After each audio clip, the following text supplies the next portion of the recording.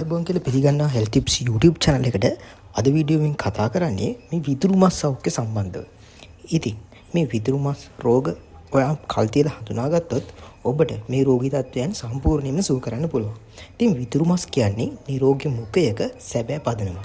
ඒ කියන්නේ මුඛ සෞඛ්‍ය පිළිබඳ සැලකීමේදී බොහෝ දෙනෙක් සුදු පාට දත් ගැන විතරයි හිතන්නේ. නමුත් මේ විදුරු මස් ගැනත් ඔබ හොඳ අවධානයකින් සිටිය යුතුයි. මොකද මේ විදුරු මස් රෝග කොතරම් බරපතලද කියන පිළිබඳව දැනුවත් භාවයක් නොමැති වීම තමයි මේ පිළිබඳව ගොඩක්ම හේතුවක් වෙන්නේ. ඉතින් නිරෝගී විදුරු මස් ශක්තිමත් දත් සඳහා අත්‍යවශ්‍ය වෙනවා. විදුරු මස් දියවීම, විදුරු මස් ඉදිමීම, විදුරු මස් ආසාදන, දත් සෙලවීම වගේ තත්ත්වයන් වළක්වා ගන්න නම් දත් ස්ථාවර ක්‍රියාකාරී තබා ගන්න මේ ආධාරයක් ලෙස තමයි මේ විදුරු මස් ක්‍රියා කරන්නේ. ඉතින් මේ සෞඛ්‍ය මත තබා ගැනීම ඔබේ දන්ත සෞඛ්‍යතාවයට ගොඩක්ම වැදගත් වෙනවා. ඒ වගේම දියවැඩියාව, හෘද රෝග, විදුරු මස් රෝග අතර ප්‍රබල සම්බන්ධයක් තියෙනවා කියලා දැනට හොයාගෙන තියෙනවා. ඒ වගේම සීනි පාලනය නොකරගත්තොත් මේ විදුරු මස් තියවීම සහ නිරන්තර ප්‍රදාහ හෘද අවදානම රෝගී තත්ත්වයට වැඩි කරනවා. ඉතින් මේ විදුරු මස් රෝග කල්තිය හඳුනා ගැනීම ඔබගේ සෞඛ්‍යයට ගොඩක්ම වැදගත් වෙනවා.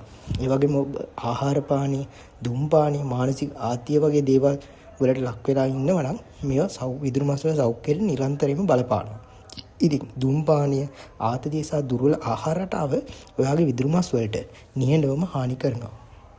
ඉතින් මුල් අවදියේම මේ ඔබ දුම්පානය කරනවා නම් මේ විදුරු මස් දියවීම මුල් අවදියේම රෝග ලක්ෂණ වල ඇඟවීමේ අනතුරක් ලෙස ඔයාට දකින්න පුළුවන්. ඒ වගේම මේ නිකොටින් වලින් විදුරු මසේ තියෙන ලේ ගැලීම, ප්‍රදාහ ඇති කරනවා.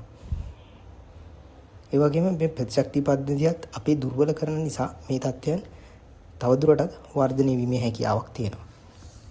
ඉතින් මේ සඳහා ඔයාට කරන්න ඕන දේවල් මොකක්ද?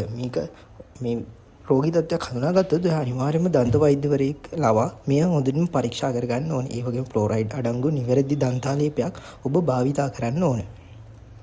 මේ විදුරු මස් රෝගයේ මුල් අවදියේම හඳුනාගත්තොත් ඔබට මේ ආරම්භක අවස්ථාවේදීම ප්‍රතිකාර කරන්න පුළුවන්. සමහර විටමින් න්यूनතාවයක්, සමහර විට ඒ වගේ තත්ත්වයන් තිබුණොත් ඔබට ප්‍රතිකාර වලින් මේ තත්ත්වය සුව කරගන්න පුළුවන්. ඉතින් මම හිතනවා විදුරු මස් රෝගී තත්ත්වය ගැන යම්කිසි අවබෝධයක් ඔයා ලබා ගන්නදී කියලා. ස්තුතියි.